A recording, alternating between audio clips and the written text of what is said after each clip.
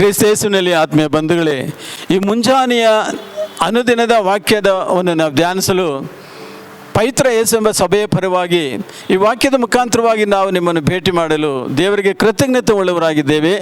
ಆ ರೀತಿಯಾಗಿ ನಾವು ಅನುದಿನದ ಜೀವನದಲ್ಲಿ ದೇವರ ವಾಕ್ಯವನ್ನು ಅಳವಡಿಸಿಕೊಳ್ಳುವರಾಗುವಂತೆ ದೇವರು ನಮಗೆ ಆಸ್ವಾದನೆ ಹೇಳಿದ್ದಾರೆ. ಅಂದರೆ ಯೋಹಾನ ಬರೆದ ಸುವಾರ್ತೆಯಲ್ಲಿ 15ನೇ ಅಧ್ಯಾಯ ವಾಕ್ಯ 7 ನೋಡಬೇಕಾದ್ರೆ, ನೀವು ನನ್ನಲ್ಲಿಯೂ ನನ್ನ ವಾಕ್ಯಗಳ ಮೇಲೆ ಇರುವುದಾದರೆ ನೀವು ಏನು ಬೇಡಿಕೊಳ್ಳುತ್ತೀರಿ ಅದನ್ನು ನಾನು ನಿಮಗೆ ಕೊಡುತ್ತೇನೆ ಎಂದು ವಾಗ್ದಾನ ಮಾಡಿದ್ದಾರೆ.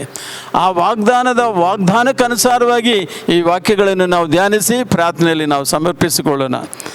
ಗಲಾತ್ಯರ ಬರೆದ ಪುಸ್ತಕದಲ್ಲಿ ಅಧ್ಯಾಯ 1 ವಾಕ್ಯ 18ರಿಂದ 24ರವರೆಗೂ. 3 ವರ್ಷಗಳಾದ ಮೇಲೆ ಕೇಫನ ಪರಿಚಯತೆಯನ್ನು ಮಾಡಿಕೊಳ್ಳಬೇಕೆಂದು ಯೆರೂಸಲೇಮಿಗೆ ಹೋಗಿ ಅವನ ಬಳಿಯಲ್ಲಿ 15 ದಿವಸ ಇದ್ದೆನು.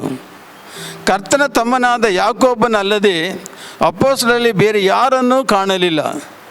ನಾನು ನಿಮಗೆ ಬರೆಯುವ ಸಂಗತಿಗಳನ್ನು ಸುಳ್ಳಲ್ಲ ಎಂಬುದಕ್ಕೆ ಇಗೋ ದೇವರೇ ಸಾಕ್ಷಿ.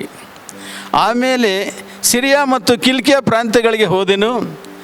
ಆದರೆ ಕ್ರಿಸ್ತಲ್ಲಿರುವ ಯುದಾಯ ಸಭೆಗಳಿಗೆ ನನ್ನ ಗುರುತಿರಲಿಲ್ಲ.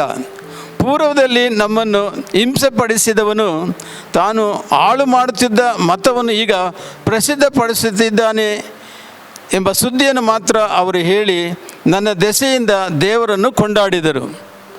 ಕ್ರಿಸ್ತೇಸುವಿನಲ್ಲಿ ಬಂಧುಗಳೇ, ಪೌಲನ ವಿಷಯವಾಗಿ ಅವನ ಹಳೆಯ ಜೀವನದಲ್ಲಿ ದೇವರಿಗೆ ಅಂದರೆ ಯುದಾಯ ಒಂದು ಸಂಪ್ರದಾಯವನ್ನು ಅನುಸರಿಸಿದವನಾಗಿ ಕ್ರಿಸ್ತ ಸಭೆಯನ್ನು ಹಿಂಸಿಸುವನಾಗಿದ್ದನು ಎಂಬುದಾಗಿ ವಾಕ್ಯದ ಮುಖಾಂತರವಾಗಿ ನೋಡಬೇಕಾದರೆ, ಅವನು ಸತ್ಯವನ್ನು ಅರಿತುಕೊಂಡ ಮೇಲೆ ಆ ಸತ್ಯವನ್ನೇ ಪ್ರಚಾರ ಮಾಡುವನಾಗಿದ್ದಾನೆ ಎಂಬುದಾಗಿ ನಾವು ಇಲ್ಲಿ ನೋಡುತ್ತೇವೆ.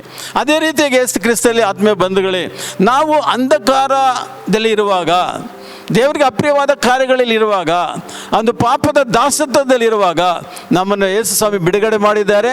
ಆ ಬಿಡುಗಡೆ ಮಾಡಿದ ನಂತರ ನಾವು ನಮ್ಮ ಜೀವನವು ನೂತನವಾಗಿ ಪ್ರಾರ್ಥನೆ ಜೀವನದಲ್ಲಿ ನಮ್ಮನ್ನು ಅಳವಡಿಸಿಕೊಳ್ಳುವಾಗ ನಮ್ಮನ್ನು ಮಾತ್ರವಲ್ಲದೆ ನಾವು ಯಾರಿಗೋಸ್ಕರ ಪ್ರಾರ್ಥಿಸ್ತೇವೋ, ಯಾವ ಉದ್ದೇಶಕ್ಕೋಸ್ಕರ ಪ್ರಾರ್ಥಿಸ್ತೇವೋ ಅವರನ್ನು ಸಹ ದೇವರು ಆಶೀರ್ವಾದ ಮಾಡುವರಾಗಿದ್ದಾರೆ ಎಂಬುದಾಗಿ ನಾವು ನೋಡ್ತೇವೆ.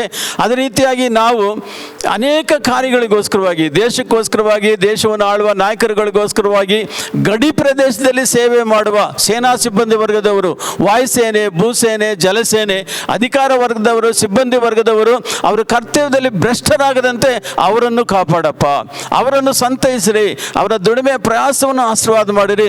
ಅವರು ದೇಶ ಭ್ರಷ್ಟರಾಗದೆ ದೇಶದ ಸುರಕ್ಷತೆಯಲ್ಲಿ, ಅವರ ದುಡಿಮೆಯಲ್ಲಿ ಅವರು ಸ್ಥಿರಚಿತ್ತರಾಗಿದ್ದರು ಶ್ರಮಿಸುವಂತೆ ಅವ್ರಿಗೋಸ್ಕರವಾಗಿ ನಾವು ಪ್ರಾರ್ಥನೆ ಮಾಡಬೇಕು. ಹೌದು ಪ್ರಿಯರೇ, ನಾವು ಬೇರೆಯವರಿಗೋಸ್ಕರವಾಗಿ ಪ್ರಾರ್ಥನೆ ಮಾಡುವಾಗ ನಮ್ಮ ಕೋರಿಕೆಗಳನ್ನು ದೇವರು ಆಶೀರ್ವಾದ ಮಾಡುವ ಜೀವಂತ ದೇವರು, ಪ್ರಾರ್ಥನೆಗೆ ಉತ್ತರ ಕೊಡುವ ದೇವರಾಗಿರುವ ನಿಮಿತ್ತವಾಗಿ ನಾವು ಅನುದಿನವೂ ನಮ್ಮ ಪ್ರಾರ್ಥನೆಯಲ್ಲಿ ಈ ದಿನದ ಕಾರ್ಯಕ್ರಮಗಳು ಮಾತ್ರವಲ್ಲದೆ ಪರರ ಹಿತಕ್ಕೋಸ್ಕರವಾಗಿ ನಾವು ಪ್ರಾರ್ಥನೆ ಮಾಡುವರಂತೆ ನಮ್ಮನ್ನು ದೇವರಲ್ಲಿ ಅರ್ಪಿಸಿಕೊಡೋಣ.